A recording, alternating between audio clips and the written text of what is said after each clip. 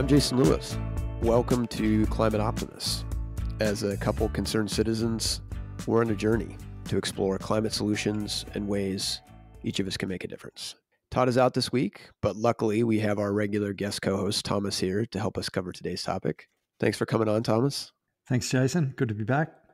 With high gas prices and the war in Ukraine, the Biden administration has been talking about boosting, U.S. ethanol production. And, the goal in essence is to increase the amount of ethanol blended into our gasoline. And in turn, that's supposed to help reduce fuel prices for consumers. And so given that push, we thought we'd focus today's episode on the climate impact of using corn ethanol in our fuel. Before we go there, I want to start adding in a new segment called What Are You Doing to Save the Climate? And Thomas, we'll put you on the hot seat first. What actions have you done in the last week or so that help address climate change?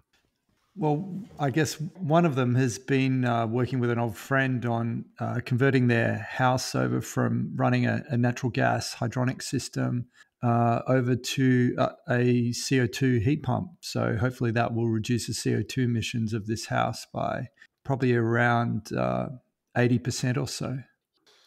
Well, exciting, Thomas, to see you taking on something so tangible in terms of climate impacts. I made an effort on the legislative side this last week and called both my senators and told them that, we need to start having discussions about climate legislation again here in the U.S. at the federal level. Things, as stalled out the end of last year. And, we kind of have one crisis after another that has come up. But I'm just hoping that, at some point here, our politicians can realize that they can multitask and work on more than one thing at once. So for this week's Reason for Hope, wanted to call out the EU is taking steps to phase out cars that run on fossil fuels. And basically this last week, their Environment Committee voted to support having 2035 be the last year that fossil fuel cars are sold. And the reason for 2035 is that the EU has a target of becoming net zero by 2050. And they're assuming basically a car's on the road for anywhere from 10 to 15 years, and thus 2035 being the last year where internal combustion vehicles can be sold. And the full EU Parliament is set to vote on these climate proposals in the coming months, so fingers crossed we can see this get across the finish line. But, I thought that was a positive step. We obviously know automakers are already moving in that direction, but it's good to see the EU really trying to codify that. What are your thoughts? I think at the rate of uptake of electric vehicles in Europe at the moment that was going to be a given anyway by 2035. I look at the situation in Norway at the moment, and sales data from January showed that 83% of new vehicles sold in Norway were pure battery electric. In fact, the Norway government just announced a rollback of their sales tax exemption that they had for electric vehicles because the uptake has just been so rapid. So I think essentially that's going to happen everywhere else in Europe because it's got to the point now where it makes financial sense and people are struggling to justify the purchase of internal combustion vehicles anyway. Yeah, that's pretty amazing that Norway is so far down the path. I hope here in the U.S. that we can see similar uptake numbers in the next 3 to 4 years. Yeah, I think once we get over these supply constraint issues around both chips and batteries that we're seeing at the moment, things are going to start picking up again. But I mean, really, we're seeing the main driver of US electric vehicle sales, of course, been Tesla, with between a 50 and 90%, depending on the year, sales growth rate. I think you're going to see similar numbers within a few years in the US. Yeah, fingers crossed. Well, before we dig into our discussion of corn-based ethanol, thought we would kind of step back and briefly, describe what a biofuel is for folks who may not be familiar. So biofuels are, alternative fuels that are used as, replacements for your typical gasoline or diesel and are derived from plant-based sources. In the case of ethanol, it's used as a gasoline replacement. And in the US, almost every gas station sells at least an E10 blend, which is 10% ethanol, 90% gasoline. And some even offer what's called an E85 blend, which is 85% ethanol, 15% gasoline, and is run in what are called flex fuel vehicles. biodiesel, as the name would imply, is an alternative for diesel engines. And this is a little bit different than your hippie neighbor that runs their old Mercedes on waste cooking oil. These are actually very highly refined fuels that meet all the standards of a normal diesel. And while there are some places in the U.S. that offer biodiesel, it's much more common in Europe, where you have a lot more diesel engines. So this kind of leads to the next obvious question, which is, why have the U.S., the EU, and other countries, gotten into subsidizing biofuel production? And at its core, it's really about having a more environmentally friendly alternative to standard fossil fuels. Biofuels get billed as, being non-toxic, biodegradable, having fewer tailpipe emissions, and producing fewer greenhouse gas emissions. And the reality is, whether a biofuel really measures up on those three criteria depends a huge amount on what biofuel you're talking about and how it's produced and what crop is used as the feedstock. And we'll get into that here in the episode. But the reality is, not all biofuels are created equal. So, when we're talking about corn-based ethanol, I thought we'd start out with kind of what are the criticisms associated with it, and whether those are warranted. And Thomas, you want to take us through, some of the major pushbacks on corn ethanol? Yeah, thanks, Jason. I think the item that's typically at the forefront of most people's mind when they think of corn-based ethanol is land competition and either the displacement of land that was otherwise used for natural purposes or the displacement of food production. So in the US, from about 2010 onwards, things have been relatively consistent, but you're looking at about 80 million acres per year are used for the production of corn crops. And of that, about 40% is used to make ethanol. So you're looking at about 9% of the arable land area in the US used for the production of corn ethanol. Which is crazy when you think about it in that context. Yeah, and if you didn't take into account the yield increases, which are now absolutely crazy, like you're talking almost 4 tons of production per acre. Without those yield increases, that land area requirement would be even larger. If you roll the clock back to the 1950s, yields were typically less than a third of what they are today. Yeah, that's crazy to think about that much of the U.S., agricultural land being used to grow fuel.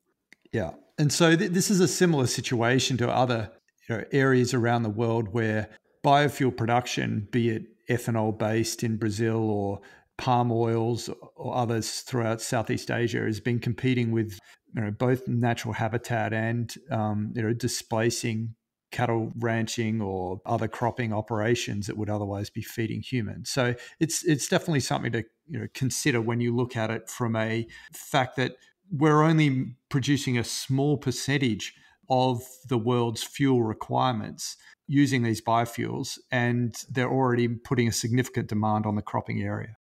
So the other aspect of it that typically comes to mind is the actual carbon impact of growing, producing, processing, and ultimately using these fuels. And we all think of anything grown in the biosphere as being ultimately closed loop, but we've got to remember that there's actually a lot of energy that goes into the production of the fertilizers, which are typically sourced from natural gas, the electricity and so forth used in the processing of the fuels, the transportation of the fuels, and ultimately the lower efficiency when compared to electric vehicles when it comes to converting that fuel into forward motion in vehicles.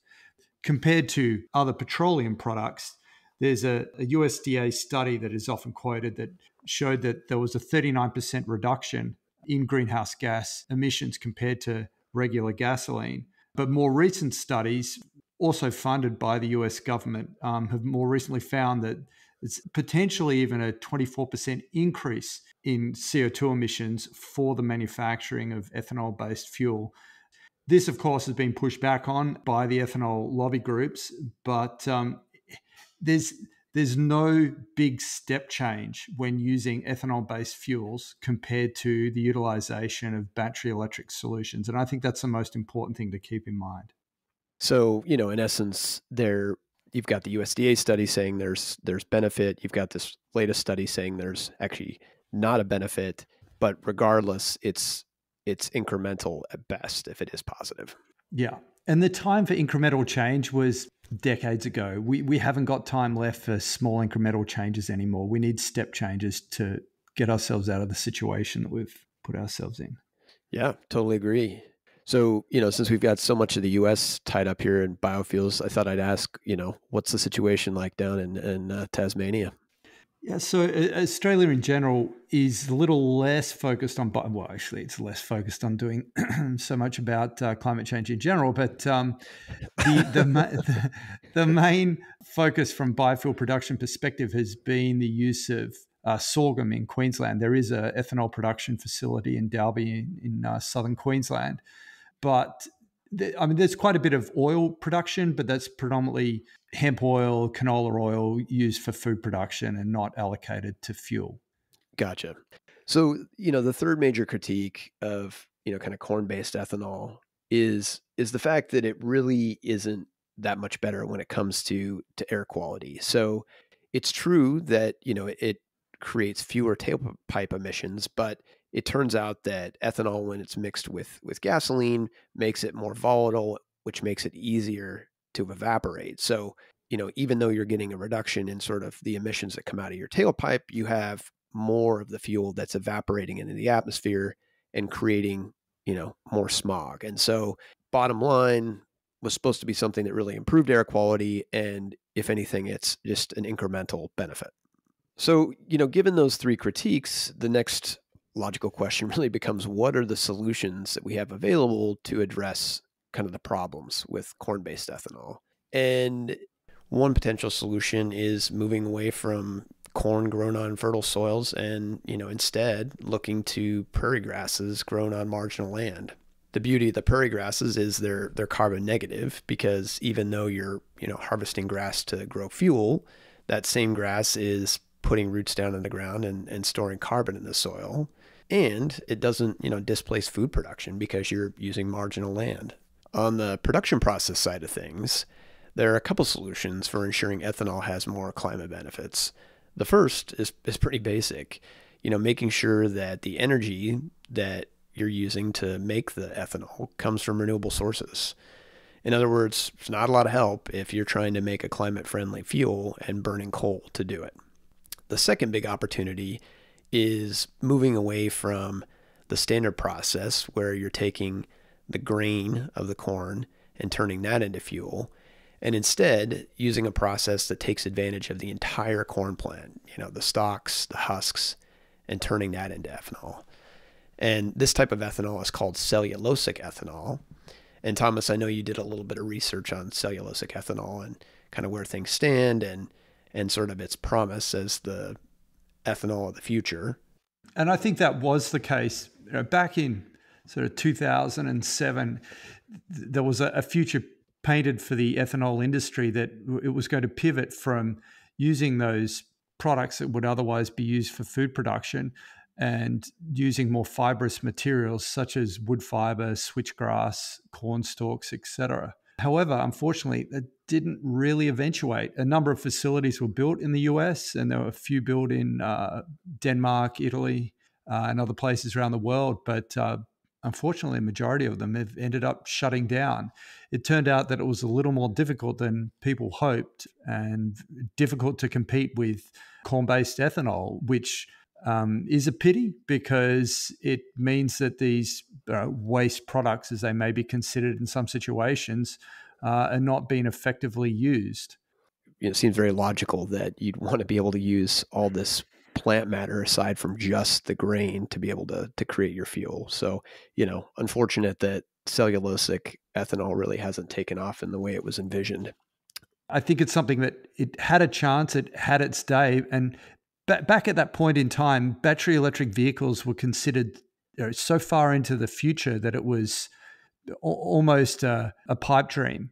The situation looks very different today, and it's going to make it much more difficult for cellulosic ethanol, if they do make it a reality, commercial reality, to fill that space. Where I do see it filling a space is those higher energy density applications, such as jet fuels, aviation fuels, etc., where battery electric is still going to be a long way out.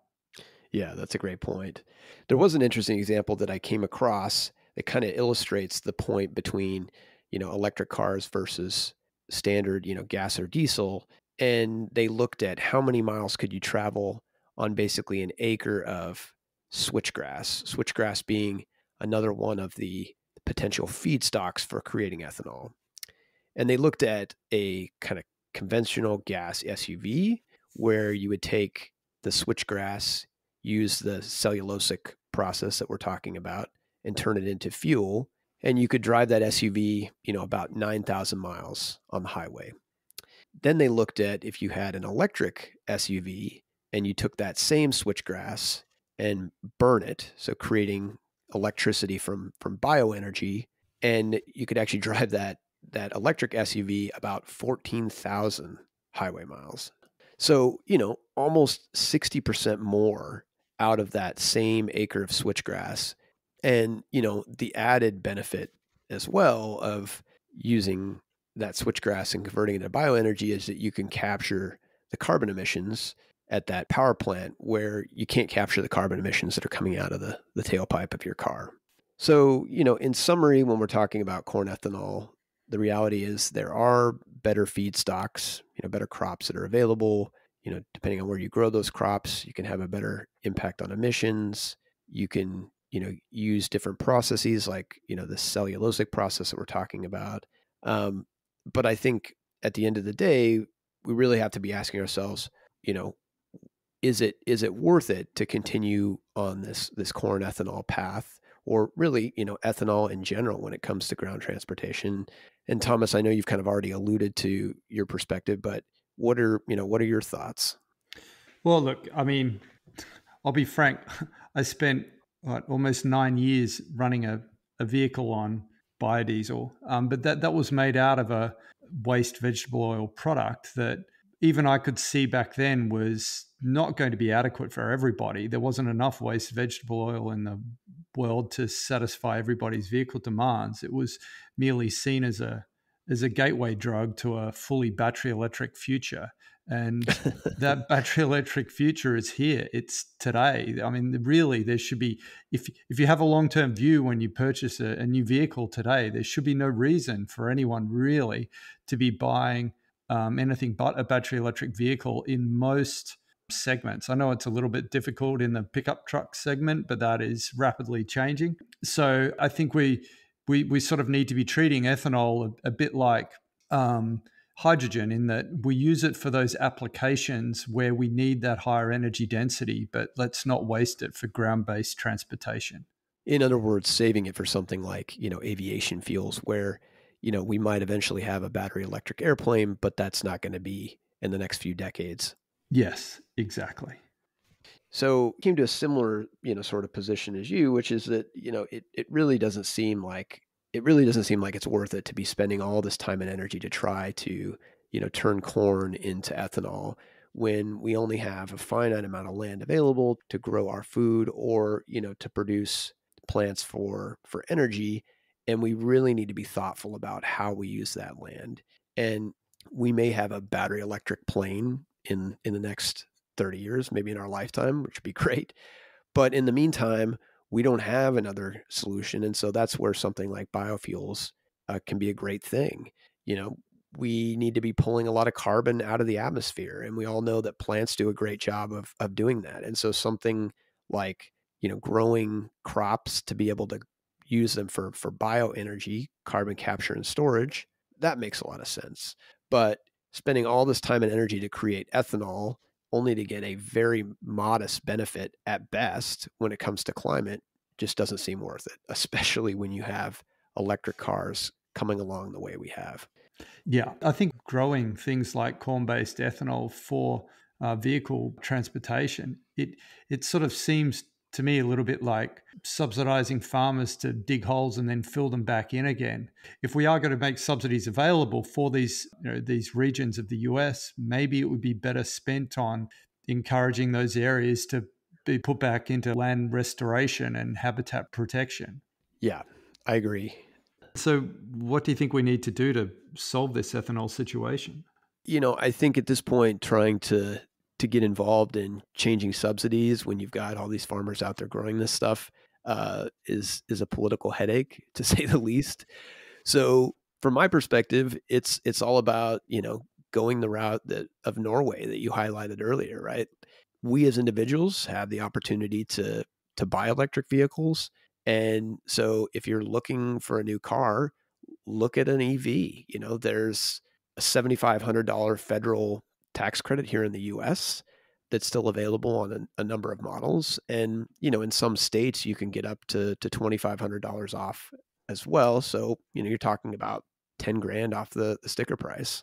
And, I think the other thing that we can do is lean hard on our senators to pass the EV incentives that were proposed in the Build Back Better Act. And for those who aren't familiar, there was basically an EV incentive of up to $12,500 per vehicle that was part of the Build Back Better Act. And so we'll have talking points on our website, but just want to encourage folks to reach out and push on our senators to get these incentives in place, because the reality is, once we do, it's going to massively accelerate the adoption of EVs, and we won't need the corn ethanol for, gasoline cars anyway.